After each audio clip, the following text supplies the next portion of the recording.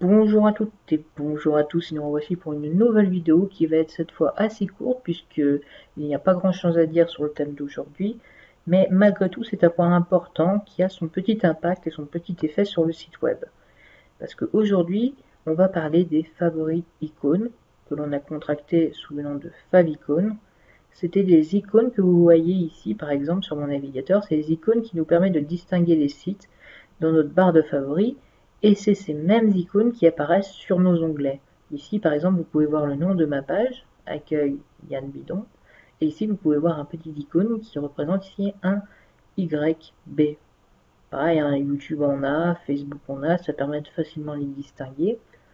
Et donc, la grande question du jour c'est, mais Yann, comment fait-on pour implémenter ce favicon sur notre site?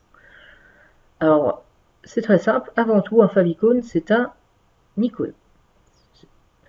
Ça devait être à la base absolument un point ICO. Il faut savoir que maintenant on a des navigateurs modernes qui sont capables de prendre d'autres types de formats comme du PNG, du GIF et autres joyeusetés pour les images.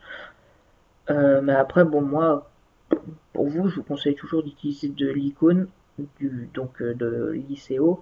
Ça passe de partout, comme ça vous êtes sûr, il n'y a pas de problème. Donc, quelle image?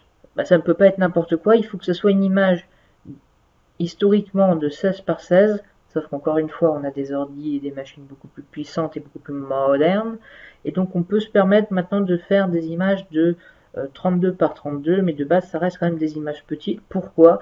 Tout simplement parce que l'image qui est affichée ici, elle est petite. Comme vous pouvez le voir ici, en fait, exactement, la taille, c'est du 16 par 16. Donc même si vous mettez du 32 par 32, en fait, ça sera du 16 par 16. Simplement, ça sera peut-être plus précis, plus élaboré.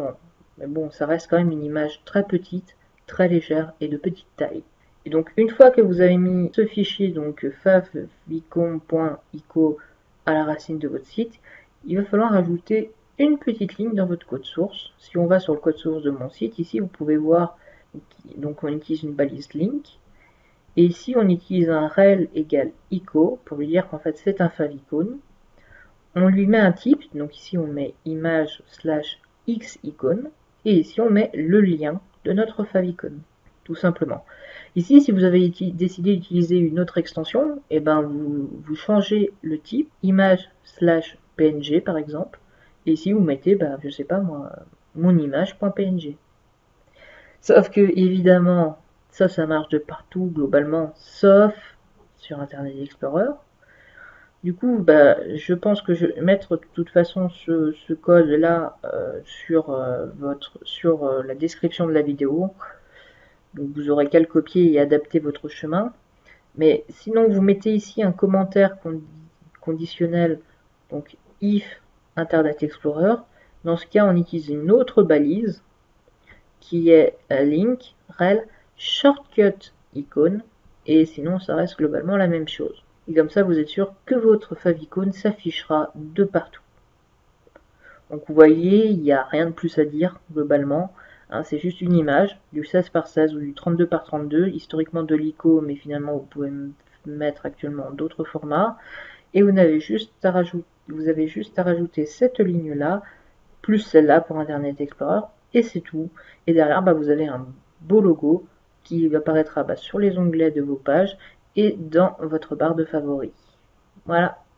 Donc c'était court, mais malgré tout, je devais quand même faire une vidéo, parce que c'était tout de même un truc important.